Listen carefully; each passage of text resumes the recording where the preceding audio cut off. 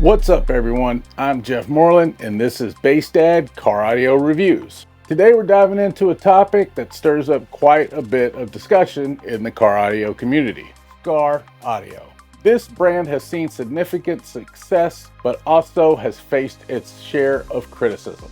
So what's the deal? Why is it so popular? And why do some people have such a problem with it? Skar Audio got its start back in 2012. Focusing on manufacturing car audio equipment by sourcing parts and production straight from China. Their goal was to deliver high quantity, medium quality products to the American car audio market. And they've stuck with that business model ever since. Given the landscape of the car audio market back then, it's easy to see why this approach would resonate with quite a few people. Back then, and really even now, several brands were inflating their power ratings and charging quite a premium for products that were only slightly better in quality. There's also been a regurgitated, persistent rumor that Skar Audio and Sundown Audio are essentially the same company, or at least the same product. I've heard over and over again that it's just the same, only Sundown charges more because of their name. Some even believe that they share the same manufacturing facilities, which contributes to this rumor. However, I can assure you that that is not true.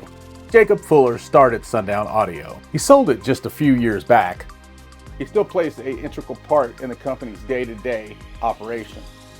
Jacob Fuller's actually addressed this before, not only on YouTube, but also on social media. I'll link one of the videos in the description so you can see it for yourself. He says he did help Skar when they first started. He helped them by collaborating on a couple of subwoofer designs. But that's it, and that's where the connection ends. The rest is just unsubstantiated chatter. In the car audio world, enthusiasts that admit to using Skar Audio products on social media often face backlash from other bass heads.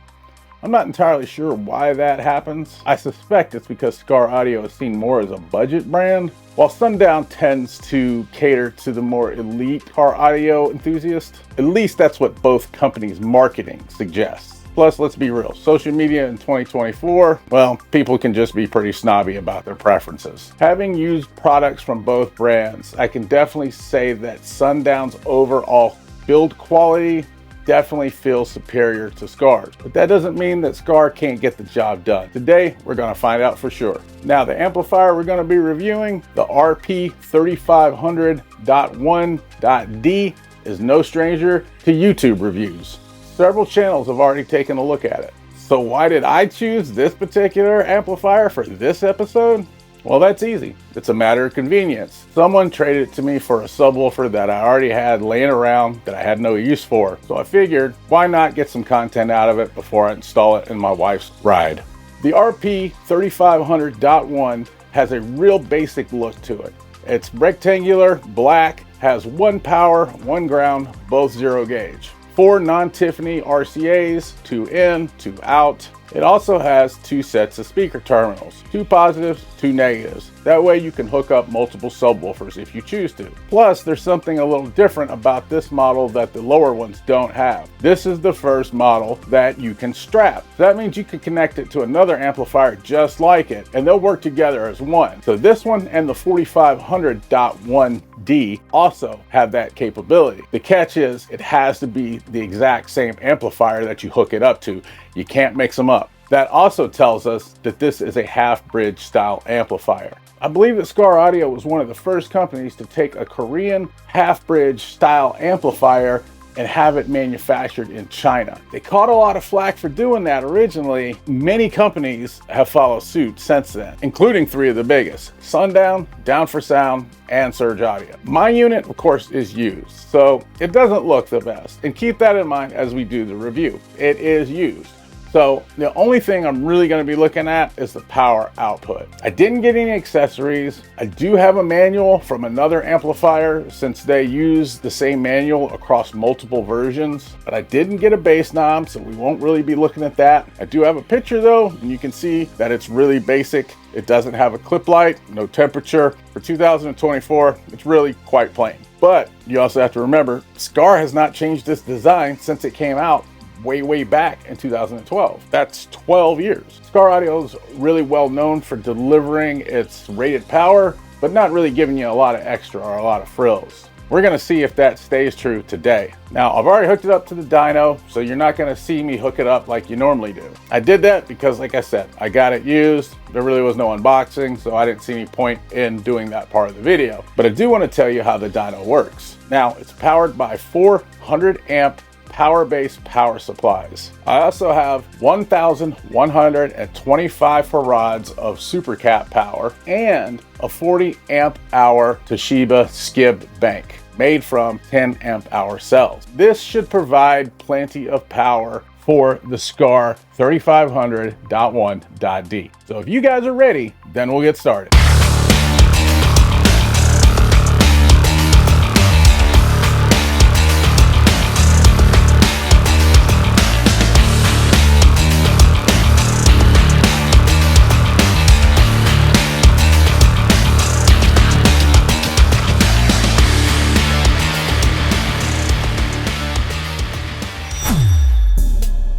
All right, so we got everything hooked up. We're gonna start with a 4 ohm uncertified test. 4 ohm uncertified. I apologize, the AM-M1's a little hard to see. I have a polarizing filter on the camera. Makes it a little tough to see, but it cuts down on the glare. So we got 1411 at 142 amps. That was at around 15.5. Pretty good efficiency at 86.03%. Now we're gonna go to a dynamic test. And I know a lot of you will ask, why are the volts so high? I'm using LTO, and LTO is the way I have it configured. It runs around 15.5. So for those of you wanting more real world tests, I apologize. So dynamically, looks like we're gonna get right at 1604. 2 ohm bench test. Here we go.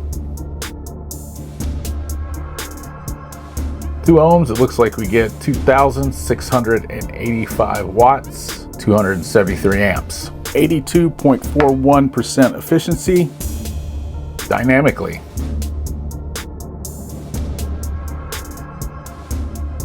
Dynamically, we get 3,203 watts. All right, we got the 1 ohm test, our 1 ohm uncertified test. So far, this amp's done really well. See if it can hang in there in the 1 ohm test. I'm really surprised by the efficiency. That's probably the most surprising thing, how well the efficiency's been. Looks like we got a total of 3,854. So for 3,500 watts, it's not bad. Got almost 400 watts more. Not bad at all. We got a small drop in efficiency down to 72.63%, but not bad. All right, let's see what kind of dynamic numbers we get at 1 ohm. 5601. 5601. That's crazy. That's quite a bit more than I expected. 5601 is really nuts. All right, YouTube. That was my review of the RP 3500.1D from Skar Audio. I thought it was a pretty decent amp. Probably middle of the road. Not the worst, not the best. The only thing I really would have changed about it is I wish it had Tiffany RCAs. Not that it makes it sound better, but I definitely think it'll help it hold up over time. The amplifier did really well efficiency-wise. Actually surprised me how well the efficiency held up. It did a lot more power than it was supposed to do, more than it was rated, especially dynamically. I know that dynamic isn't what you'll really see like in your car or real world, but comparatively, it's done a lot better than other amplifiers in its class. Dyno tests are really great comparatively. That way you can see from one model to the next which ones do better. Overall, I think it's a decent buy. It's $407.99 right now on Amazon and at the Skar Audio website. If you use my affiliate link that's down in the description, it'll help me be able to keep making these videos. It's the best way you can support this channel. If you made it this far, you probably liked the video anyway. So go on and smash that thumbs up. Guys, we've had to move channels recently. We were on a whole different channel. We had to move to this one. Do me a favor, just take 1 second if you were subscribed before and just check and make sure. I'd really appreciate it. If you're not, go ahead and resubscribe. don't forget to hit the notification bell. That way you can stay up to date whenever I drop a new video. What do you think about the Skar 3500.1 amplifier? Seems like a solid buy. I'm not real sure why they get so much flack from everyone else. $407, that's not even really the cheapest amplifier around. Tar amps and Stetson make way cheaper amplifiers. Well, anyway, let me know what you think in the comments. Guys, we've got some really cool videos coming up. I've decided to make a few more new ones. We've got one coming up on this amplifier again, where I'll be installing it into our Honda. There's another one with the LF Audio wireless bass knob, the Pro model that just came out recently. I've got one to review and it looks really, really cool and I can't wait to get into it. We've also got another one with massive audio where we're looking at the Hippo R subwoofer. So that'll be great too. Let us know in the comments if there was something we didn't do or something you wish that we would look at. I really appreciate you guys. As always, I love y'all and I'll see you in the next video.